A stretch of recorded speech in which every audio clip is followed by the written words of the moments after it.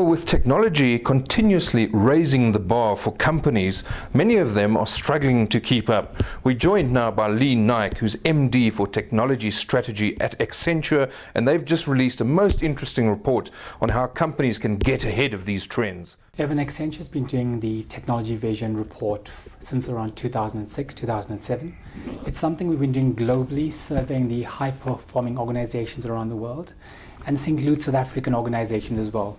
So we want to understand the key trends that drive industry and will affect our clients and their behaviors in terms of how they serve their customers over a rolling 3-year view. So since 2006, the way we go about this is almost part of the trend itself. It's something we call crowdsourcing, which has now become a mainstream trend. We typically source this via our organization. We have over 281,000 individuals in our organization, and we started this exercise by identifying 3,000 hypotheses from within the organization. We then had a chance to test this with academia, some of the industry analysts, and some of the CIOs that we work with around the world.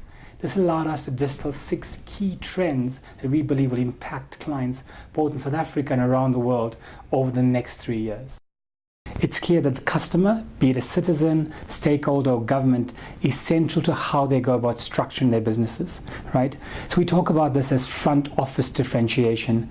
What is key is the customer experience, be it government or a citizen, and making sure that we can engage. This may mean extending the social collaboration platforms that are at our disposal, linking that two-way type information back into how organizations create their strategies, their products and their services, and how the entire customer experience works with their client base. From a social collaboration perspective, if I had to use some local stats, we surveyed a set of companies last year, 68 organizations in total. Of the 68 organizations we surveyed, we found that only 10% was using social collaboration as a platform to engage with their customer base. Of the 10% using social collaboration, only 29% was analyzing these communications, and only a further 12% were actually doing something about it. As citizens, as customers, there's a clear expectation that they want to be engaged as part of the production of value, and that their services are in fact being fine-tuned to their specific requirements. We've seen some global examples in the likes of Amazon and Google's using fine-tuning, using customer segmentation. In the local context, the same must apply, that the behaviors of the customer base has in fact changed. As big corporations, they need to physically change how they approach the market in terms of their business capabilities. This trend, or this report that we've put forward this year, talks about the changes not to these internet type companies, but actually to the big physical corporations, the one that have physical assets that will need to change and evolve in a digital world. So the question remains, how do they stay relevant in a digital world? How do they harness the use of technology intrinsically as part of the services that they offer in the marketplace? And I think this is exactly key. Has there been big benefit? We've seen that benefit both locally and globally. We've seen both top line being benefited in terms of the technologies available to reach customers further, to escalate the products being offered. We've suddenly seen traditional players, bankers, moving into the commodity space, into the retail space. In terms of the bottom line of the organizations, we've seen a clear uplift in the revenue line, but also in the actual way that these companies run their businesses. Businesses are now able to industrialize their operations using technologies that are highly commoditized at a very, very good price point.